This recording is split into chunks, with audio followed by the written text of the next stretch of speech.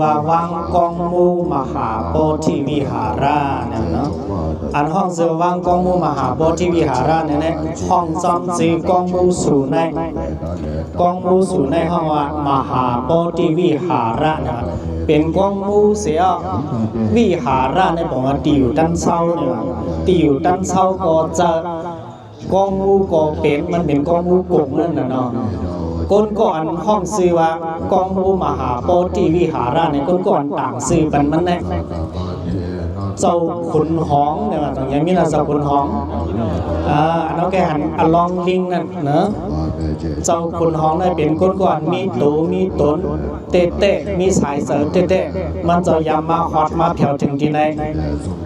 บ่มันมาฮอดมาแผ่วถึงที่ไหนเนี่ยมันจะได้เป็นเต็มหมายต้องออกข้าวดังมันจะมีปักหมายต้องอันนี้อะไรเต็มที่เดียวนาดังตกนาดังออกนาดังออกนาดังสั้นมีอีสังหลายกองมูอันไหนดินมันใหญ่กาหือกว้างกาหือตั้งสูงมัน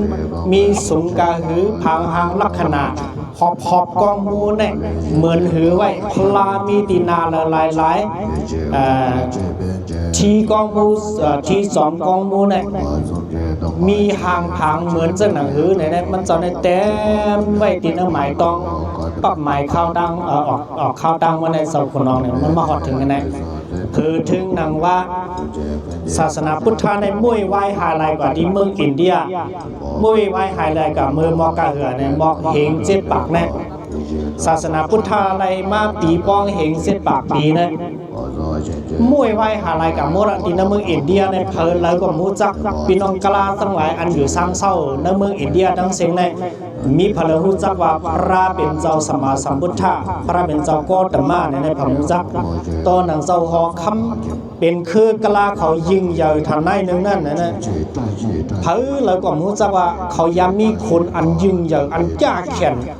เลือนลุกกำผาทั้งเสียงเสาคำอสการในขามตั้งก้นนกเมืองก้นวันเหมือนในเสาปลายปืนเขาวันเหมือนในก้นมันตรงในปรมัตแตกกันว่าในกากขุนปืนก้นอันเขาเสื้อเป็นขุนเมืองทั้งเสียงในนั่นนะมีพลังยิงใหญ่เพียงเสาคำอสกาเสก้เนี่ยว่าการมีในปืนก้นคือก้นทั้งเสียงในเสาคำอสการในยิงใหญ่เลยเพื่อนฮะวันนั้นเสดาในพี่น้องกลาเนี่ยไหว้เสด็จศาสนาพุทธศาสนาเฮงเจ็ดปากปีนั้นมีพลังรู้จักมันเจ้ากว่าไปแล้วตอนนั้นพระเป็นเจ้าออกเพเดินออกกันนอกวันนอกเมืองเป็นตีก้นนอกวันนอกเมืองนับอย่างฐานะในพี่น้องกล้าเขาในหมู่สักแต่ละมันมุ่ยไหว้หาอะไรก่อนที่นั่นเมืองอินเดียเป็นสิ่งมดเมื่อนั้นในเจ้าครับเจ้าคนของเนี่ยเมื่อศาสนาพุทธมันเป็นตั้งมุ่ยไหว้อะไรกันมันจะมาที่ในบอกเฮงหนึ่งปากเฮงสองปากนั่นเกี่ยกันนะเฮงหนึ่งปากเฮงสองปากศาสนาพุทธจะอะไรกันได้เนี่ยมันจะมาหอดถึงกันได้มันมาอยู่ในเมืองอินเดียในเป็น15 ปีวันในสองคนน้อยมากขึ้นจันจอมตีนลันดาเนาะดีกว่า10มาเนี่ยเขาดีกว่าในเพ่นกันนั้นมันจะย้ำมาหอดมาไวมาสาถึงกันในสิเลยเตรียมออกไว้บอกว่าเนี่ยมันปอกมือกับศาสนาพุทธในมวยไหว้หายลายกับถึงหนังปานอังกฤษมาอุปเปิงพองงำที่เมืองอินเดียเนี่ยมาอุปเปิงพองงำเฮง8 ปากปีกว่านะศาสนาพุทธศาสนาคริสต์ไล่เฮง8 ปากปีกว่านั่นในอังกฤษได้เข้ามาในเมืองอินเดียมาเข้ามาเนี่ยอังกฤษเนี่ยเป็นก้นเข่าใส่ปืนก้นเข่าใส่การลิกไล่ไปเบรกเข้าใส่ลองตั้งหูตั้งหันแนซ้ำสมัญได้เพี้ยนได้ปืนศาสนาพุทธศาสนาปืนศาสนาพุทธศาสนาในเขาสับกะอ่านแม่นยำปักหมายต้องสอบคุณหองอันมันเตรียมไว้ในปักหมายต้องวันนี้เพื่ออ่านเพราะมันก้นกวนกับอ่านได้เป็นพาในเซอร์อเล็กซานเดอร์กันหนึ่งแห่งในอันติมาคุดค้นสอกหาออกตีกองมูพุทธกยาสมบูเป็นกองมูหางดีหางงามเหมือนซึ่งอ่อนกันมาไว้มาสาวันเหมือนแน่เนี่ยก้นกวนตีสอกหาปืนคุดค้นสอกหาปืนมาขึ้นในเซอร์อเล็กซานเดอร์กันหนึ่งแห่งเนี่ยมันอ่านได้ปักหมายต้องสอบคุณหองเสียแล้วมาคุดด้วยกันเนี่ยนาตั้งตกมีสังนาตั้งออกมีสังนาตั้งหองมีสังนาตั้งซันมีสังเนี่ยมันเมียนจนหนังปับหมายต้องสอบคุณหองเต็มไม่สิ่งแต่ในปิกสมัครข้อมูลเนี่ยมัน พังหางลักษณะมันในมันกลนบังน้ำหนักมันจุ่มกับตะเลียนแห้งไรวันเหมือนในกันในเป็นลูกองคงลงไว้ในย้อนว่าในขำดังคุดเอาลิ้นมันออกแต่เดี๋ยวให้ว่าหันกล้องมูพังหางกล้องมัวเนี่ยออกมาขึ้นในสบายปืนเขาได้ขึ้นมาคุดเอาลิ้นนั่นกี้เนี่ยตอนนั้นที่ให้ว่าคุดหันต่ำตึ้งหันลักฐานสักเสปืนกูซึ่งกูลองในแหละหนังเฮาหันมือเหลียวบ่ลงตามมาเนี่ยว่าอุลุกโคลงลงมาเนี่ยย้อนว่าสบายปืนเขามาคุดเอาลิ้นมันออกกับตอนนั้นที่ให้ว่าหันพังหางลักษณะเส้นในเต็มๆทนมาเนี่ยตอนนั้นแหละมือมันจะมากันเนี่ยมันเตรียมว่ากล้องมูอันในห้องซีว่ากล้องมูมหาโพธิวิหารานั่นแหละขั้นต่อถึงมันเหมือนเนี่ยก้นตั้งน้องตั้งหลังในสั่งขึ้นห้องขึ้นจ้องหนังอันเจ้าคนน้องห้องว่ากองมูมหาโพธิวิหารนั้นกองมูมหาโพธิวิหาราเซี่ยวเหมือนกันว่าเขาก็มาฮอดแถวถึงกันนะเปิ้นว่ากับไว้กองมูกองมูนั้นซื้อมาคือละมาเอกองมูซื้อมาละมานั่นแหละให้บ่ฮู้จักสิมือว่ากองมูมหาโพธิวิหาราเนี่ยเนาะว่าก็มหาโพธิวิหาราเที่ยงเลยว่ามหาโพธิวิหาราล่ะนะมหาโพธิเห็นว่าในห้องซ่อมแล้วนะห้องซ่อมต้นไม้หยองโพธินะต้นไม้หยองโพธินะแน่เป็นมหาโพธิต้นไม้หยองลงเนี่ยว่ามหาโพธิมาเนี่ยว่าต้นไม้หยองลงเนี่ยว่าวิหารามาเนี่ยเป็นอันในกองมูเนี่ยกองมูมหาโพธิเป็นห้องบ้านดังซีไม่หยองโพธิห้องบ้านดังซีกองมูแหละซีสองซีเนี่ยเอาจับกันแบบเป็นมหาโพธิวิหาราในต้นไม้หยองอันเขาข่าวอันกันมาไว้มาสาอยู่ย่ำเหลียวในเนี่ยอองตีในเนี่ยปืน10ปืนปาน10ปานเนี่ยว่ากันว่ามุนคำราเป็นเจ้าเนี่ยตั้งนั่งอยู่ใต้ต้นไม้หยองโพธิเนี่ยต้นไม้หยองโพธิเสร็จแล้วตั้งกองมูมหาโพธิเนี่ยในกี่กังเนี่ยเมื่อไงเจ้าอันเจ้าอันกันกัดซุกกันอะไรให้ยักด้วยกันให้สุดช่องด้วยในวางโหมันเนี่ยหิมต้นไม้หยองนั้นมันเดี๋ยวมีไว้ปลังอันมีไว้ปลังอุดมีไว้ปลังอันเนี่ยสหคำอโศกาเป็นก้น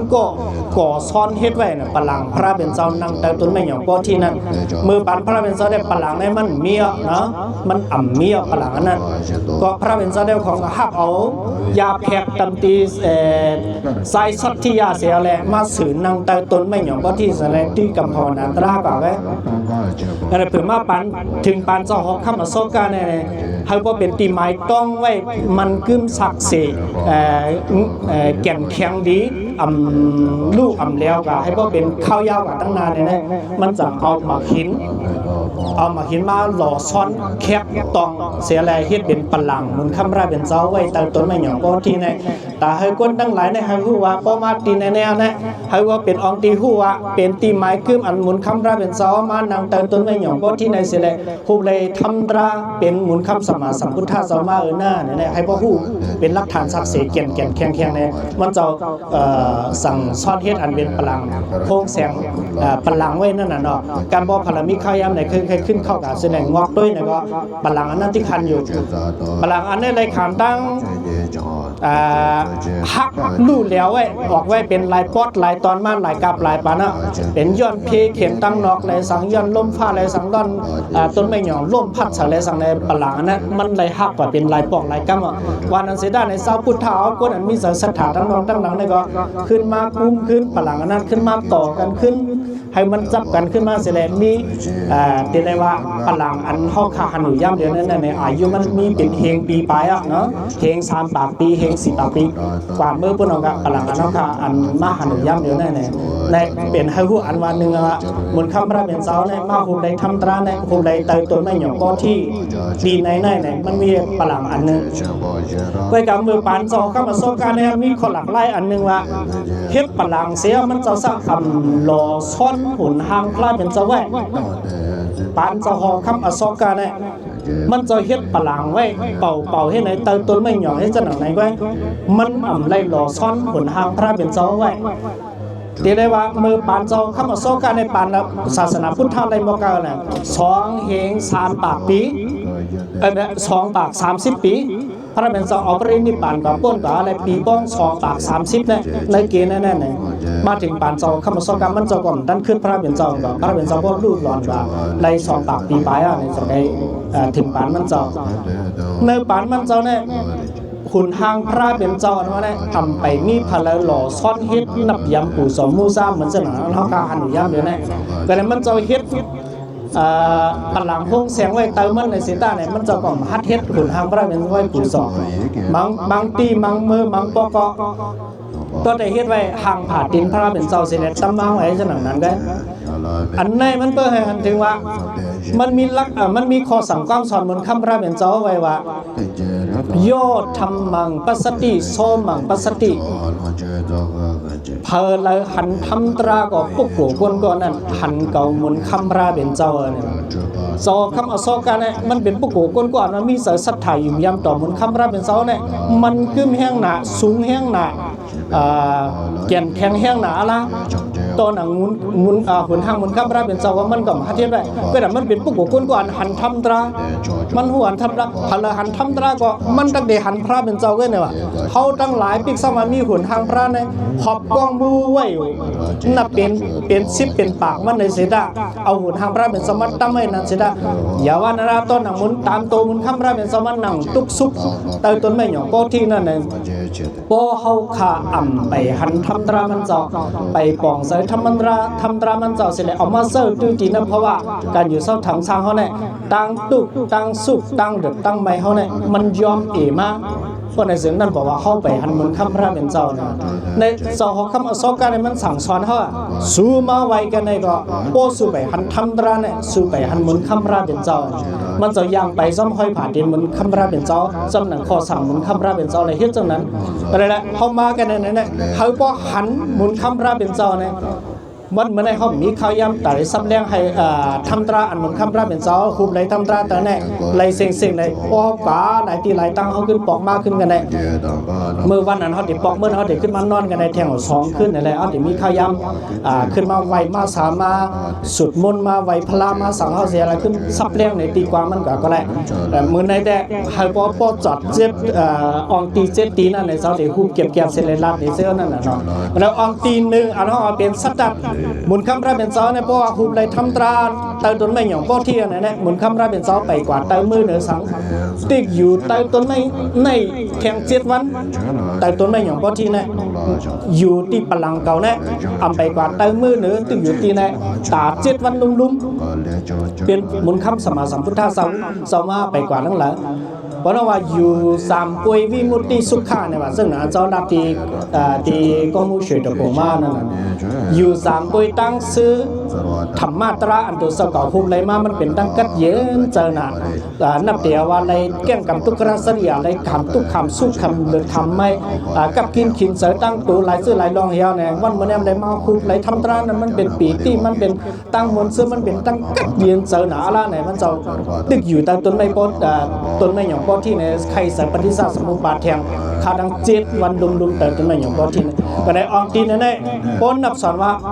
มุนคำพระเป็นเจ้าอยู่ในเล็บลับเมืองพุทธกยาเนี่ย7 ตีในนั้น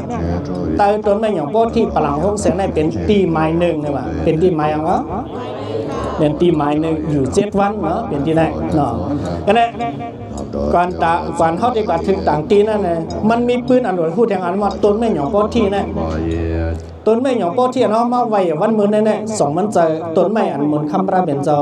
คุบไหลเตต้นไม้มันนั่นเต5เนี่ยนะจะเนาะเจอมันเจอต้นเงาออริจินในอันเหมือนคำพระเป็นเจ้าอยู่แต่มันเสร็จแล้วคุบไหลทำตรามจะมันเป็นต้นไม้ว่ากันว่าตีในปืนในต้นไม้หยองปอที่อันนั้นแหละเจ้าไปปืนหมังก็คุบคอนว่ามันมี4 ต้นเนี่ยว่าเจ้าไปปืนหมังก็ลาดว่ามันมี5 ต้นเนี่ยว่าอยู่ตีก้นก่อนคนใครหาปืนเนี่ยมันเหมือนกันแหละเย็นเป็นต้นไม้หยองปอที่อันมีกันเนี่ยเจ้าไปปืนเขามักมันกำพองนะว่ามี4 ต้นกำพองได้ว่ามี5 ต้นสำนักปรับอันแจกปันเสื้อทั้งเสียงนะในปรับหลีกใต้อันเฮ็ดไว้นั่นไหนในนั้นน่ะลาดไว้ว่าต้นไม้หยองปอที่ตีในนั้น10 ปืนมา10 สายมันมามี5 ต้นเนี่ยมาก็บอกไผ่พี่น้องไทยเขาพี่น้องต่างเศร้าคือหลายตีหลายตั้งเลยปืนก็สมานมี4 ต้นก็ยังเนี่ยมี4 ต้นก็ยังมี5 ต้นก็ยังเนาะเจอต้นออริจินมันก็ยัง วานันเสตะตีในในก้อยหนังเก่าอำใจต่างตีอำใจหิมนุ่นอำใจหิมนั่นอำใจหิมในเป็นองตีในก้อยหนังเก่าเป็นองตีอันเข้ามาไว้มาสาตีต้นไม่อย่างพอที่อันใส่ต้นออริจินมันในก้อยหนังเก่าเป็นตีอันพระเป็นเจ้าคุมได้ทำระปิกสมัติต้นไม่อย่างพอที่ในมันใส่ต้นออริจินมันในเสตะองตีมันในที่เป็นตีเก่าตอนหนังเสาข้ามาโซกาในมันยังติดขึ้นต้นไม่อย่างพอที่ต้นไม่อย่างออริจินในอันพระเป็นเจ้าคุมได้ทำระเติมมันนั่นแหละ10 ปานมาถึงปานเจ้าข้ามาโซกาเนาะ2 ปากปีเนี่ยต้นไม่อย่างพอที่ออริจินในมาตันขึ้นปานเจ้าข้ามาโซกาเฮียงอะไรมันที่ตายก่อนละต้นไม่อย่างพอที่ในปานเจ้าข้ามาโซกาต้นไม่ออริจินในนั่นเนี่ยที่ตายกับไปแล้วเนี่ยว่ากันว่าผู้การติเลยว่ากันว่านั่นน่ะเนาะมันเป็นความสืบความมาเนาะว่ากันว่าเมนางสหคำอโศกาเนี่ยว่านางสังฆนางกฤษลักขิตาเนี่ยว่าสิงเมนางสหคำอโศกาก้อนหนึ่งเนาะเมมันอะไรก้อนนั้นก้อนหนึ่งห้องว่าติสลักขิตาเนี่ยมีเสาสีเกสหคำใกล้ๆมากันเนี่ยนะสหคำเนี่ยเหมือนเขาว่าเหมือนกันว่ามันเป็นก้อนๆมีเสาศรัทธาต่อศาสนาพุทธะเนี่ยมันขึ้นหื้นแห้งหนาแห้งขึ้นหนาละมีข้าวยำเหมือนอะไรมันจ้าเนี่ยมาอยู่สร้างเศร้ากันนะสิเลยมาปัดมาเพียวมาดูล้อมมุลุมละมาหนังตรามาไข่เสือทำตรามันเจ้าเห็นไหนทีเดียวมีข้าวยำเหมือนแล้วก็ใกล้ๆมาใกล้ๆมาในเห็นไหนเห็นไหนว่ากันว่านางดิสลักขิตาเมนางมันไหนสีเก๋นะครับว่าปอดัดความปานหมายเมื่อเรียกว่าเหมือนเจังว่าปอกเขาเหมียวเขาเป็นกัวปากกาไก่กันไก่จ้องนั่นนะเนาะความปานหมายเพราะลาดให้หันน้ำหมักตาเขาก็บอกว่ากำก็เมื่อเหตุการณ์กัวปากกาที่ดิ๊ก2 กำก็กัวปากกาไก่จ้องที่ดิ๊กกำมาป้อยนั่นว่ากำป้อยอันไหนวะเนี่ยนาการตาเฮิรนเขาไก่หอกไก่เฮิรนนั่นกุนกาตั้งขายเขาลูกหลานนางมีสมมติถมหูอ่ะเนาะสมมติสุกซากอ่ะนะกำกัวปากมุนเจ้ากลุ่มกำห้องมือไก่จ้องมือการกัวปากกามือการป้อยมือการก้อยทิ้งเนี่ยนะป้อนนำมาข้าวยามันนำมาเนี่ยนะนาการแกคือน้ำเปลี่ยนเฮ็ดเปลี่ยนสร้างยาวกลุ่มได้มือเหตุการณ์ก็ประกาศที่ดิ้งในเสาซีเกเนี่ยมันได้สร้างมีเนาะก็ได้นางติสลักขิตาในก็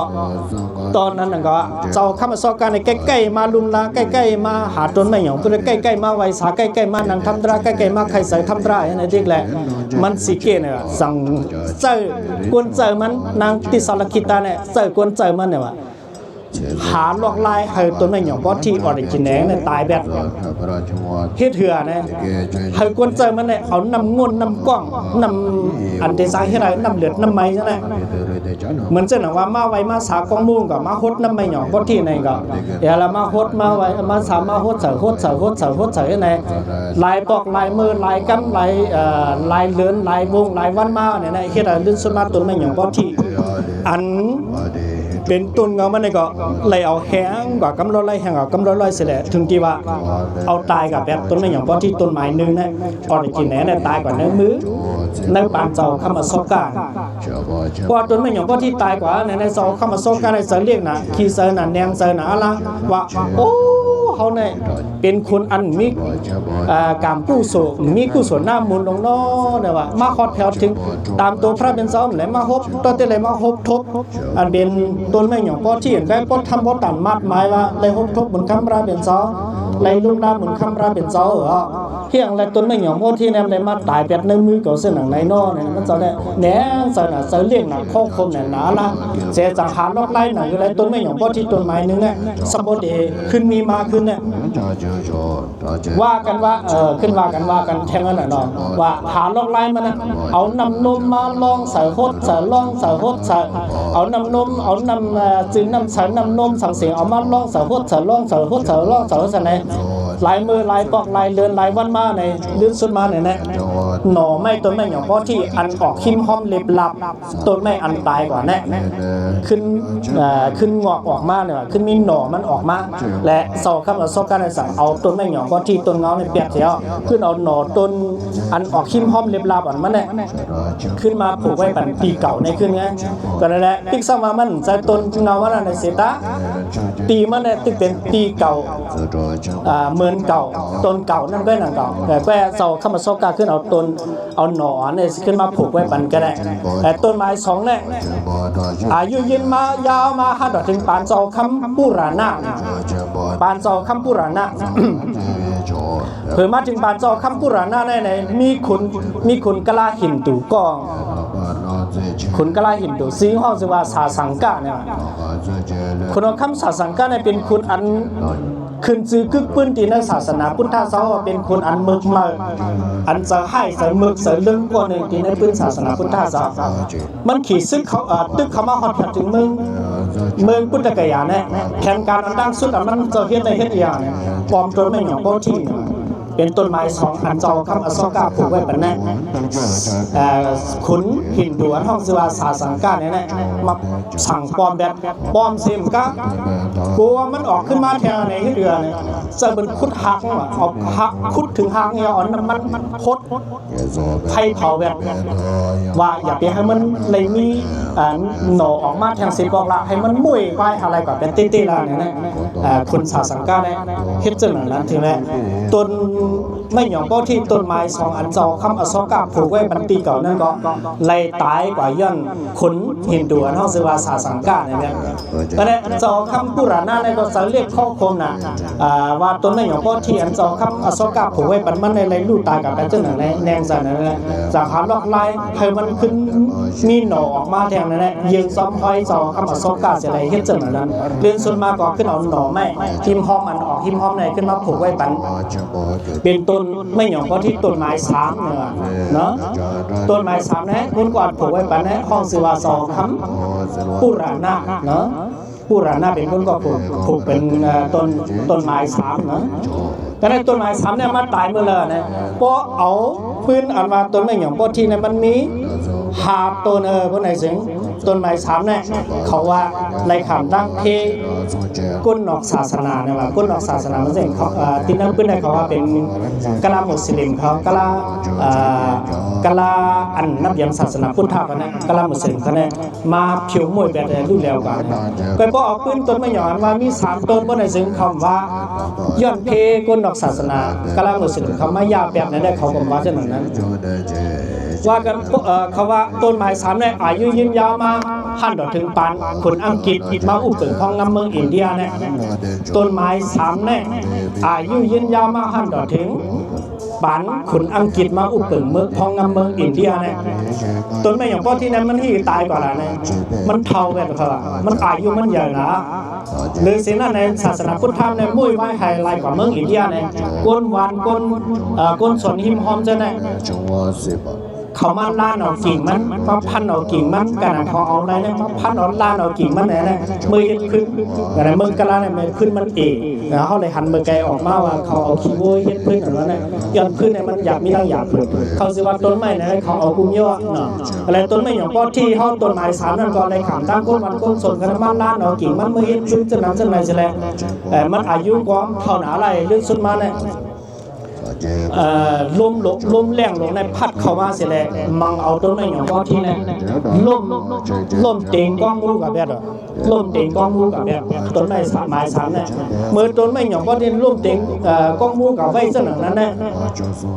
เสาไฟปืนคุกของมอนอันห้องว่าเซอร์อเล็กซานเดอร์กันนิงแฮมได้เป็นก้นก็มาคึดกำเหลียวมาหันกำเหลียวว่าโอ้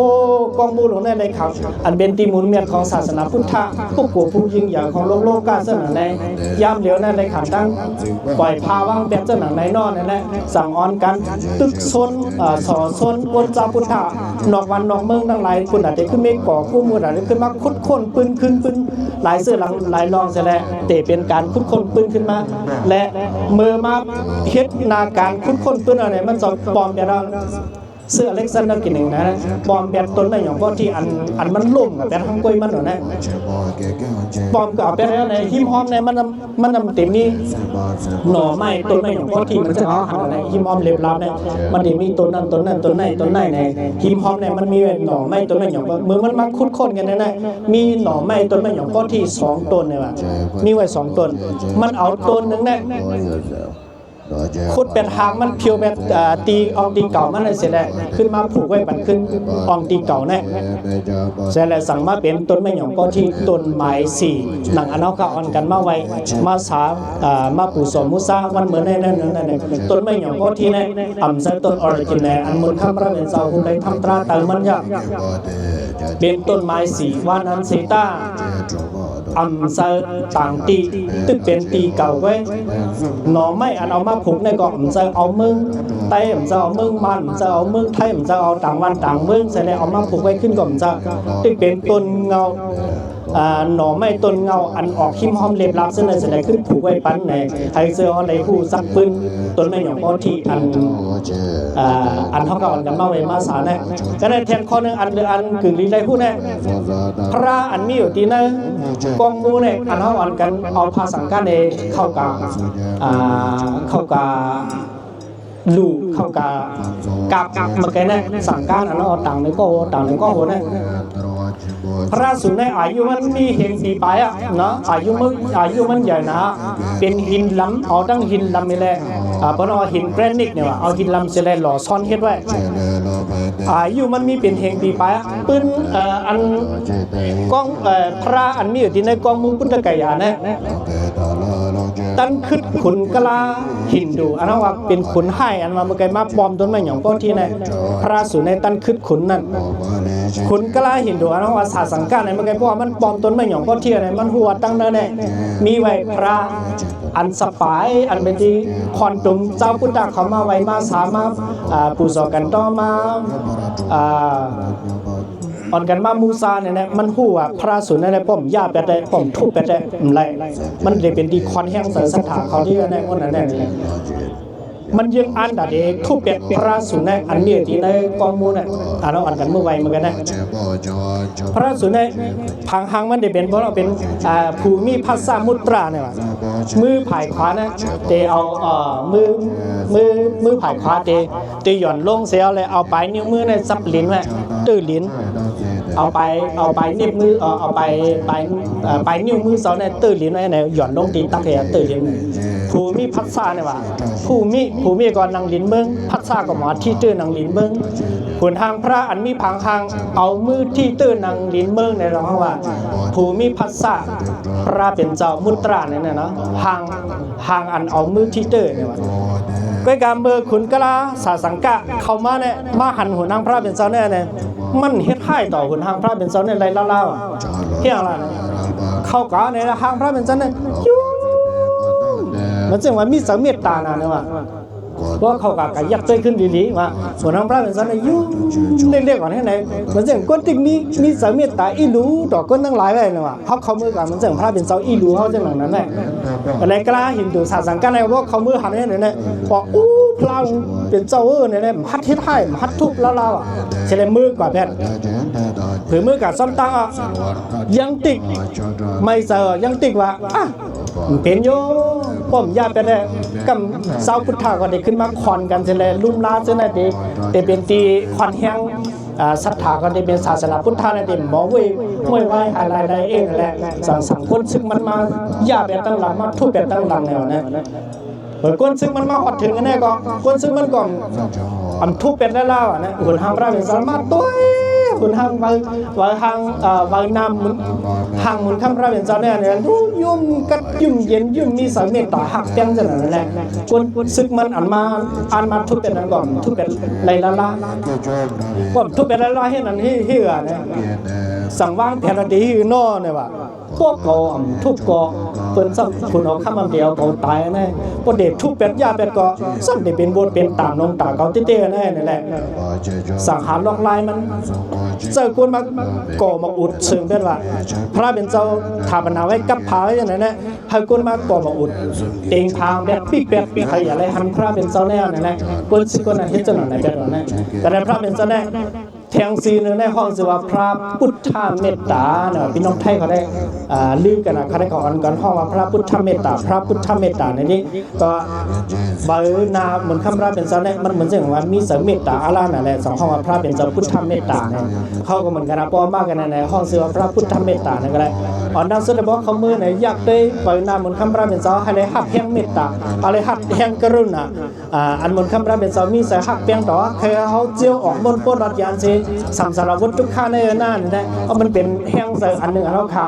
มีต่อเหมือนคำราเป็นเสาเสียเขาสั่งการมือหรือมือกับมือไว้มือสานนี่ได้มันเป็นผู้สูญน้ำหมุนดาวเลยสั่งการมือแกนเขาเอามือกับมือไว้มือสานนั่นเลยขึ้นเอาออกมาขึ้นเอานะแต่ตั้งคอมพานีก็นั่งซ้ำเงินเหลือไส้ยอดเขาเดขึ้นไม่เกียร์พาสั่งการนั่นเสร็จแล้วเอาพอเป็นไม้ต้องตาเสื้อเนี่ยให้มีพระตราสังกัดกับคือกับซับตัวสกัดเป็นไม้ต้องนั่นแหละเดลัยพาสั่งการเหมือนคำราเป็นเสาแล้วเอามือกับย้อนสุดออกมาเสร็จแล้วเอาเป็นไม้ต้องเนี่ยตั้งคอมพานีที่เกียร์เป็นก็ป๊อดเนาะให้เป็นตีคุ้มคนวนถึงพุทธานุสติธรรมานุสติสังขานุสติให้เป็นตีมัดหมายต้องใส่ตัวสกัดย่ำเมื่อเขายุ่มลีกินวันย่ำเมื่อเดเหตุการณ์ดีการให้การเมืองเนี่ยเป็นมีสติตราพระเป็นเสามีคือกับซับตัวย่ำเมื่อเสาตุกย่ำเมื่อเสาโฮงย่ำเมื่อเสากิ่มซื้อย่ำเมื่อเสาเพราะฉะนั้นพระเป็นเสามีที่เขาหน้าเขาเลยมีเสริมเมตตากรุณาจะหนังมนต์คำพระเป็นเสาเนี่ยเป็นพอพังสติตาเสื้อเนี่ยแหละตั้งคอมมิวนิเขาเนี่ยที่เอาภาษาสังการในปัญหาขนาดในองตีนั้นเป็นองตีไม้หนึ่งเนาะในสัตตานาเซตีหนึ่งตีอยู่เซตวันในต้นไม้หยองก้อนที่กันนั่นแหละฝรั่งห้องแสงกันนั่นเป็นองตีไม้หนึ่งนะก็เนี่ยสอนเด็กคำมาทั้งในเนาะคำมาที่หิมจำเขาเนี่ยอันนี้หันเนาะหันต้นไม้หยองกับหิมเนี่ยอันมีคู่อุดล้อมเข้าไปเนี่ยอันนี้ก็ในเซตีนั่นเขาป้าไว้ตีหนึ่งนะครับนะในเซตีนั่นเขาป้าไว้ตีหนึ่งก็น่ะตีนั้นเป็นตีไม้เจ็ดตีไม้เจ็ดจะตีไม้สองจนมันจำกันในแล้วเสาเดลาดอันนี้ก็แบบตีไม้สองอันนี้ห้องชื่อว่าราสายตนาเนี่ยอันกล้องอันนั่งกล้องมูเฉยตะกงอันห้องลาดมาเมื่ออยู่ตากงเมื่อไว้เมื่อสากล้องมูเฉยตะกงเนี่ยราสายตนาพระเป็นเสามาอยู่ใต้ต้นไม้ลังร้อนอันว่าเนี่ยเป็นอันนั้นอยู่ใต้ต้นไม้ล่างล้อเนี่ยมีสองก้อปีน้องก้นกาสองก้อปีน้องอันว่าตับปุษาเลยทั้งขันธิกะเอาทั้งเขามุนมากราบดูพระเป็นเจ้าเสร็จแล้วมาย้อนเครื่องไม้ต้องอันว่าเส้นคนของพระเป็นเจ้าเอาเส้นคนหัวเป็นขาเป็นตีไม้ต้องมือ8เส้นอันนั้นนะเป็นห้องอันมุนคำราเป็นเจ้าอยู่ทางเสาลือเสาจำไปวิมุตติสุขะตีไม้เจ็บต้นไม้ล่างล้อเนี่ยเป็นกันได้cái này này giống bắn chán tê à này ẩm chợ ăn này này chợ ăn têเป็นให้หัว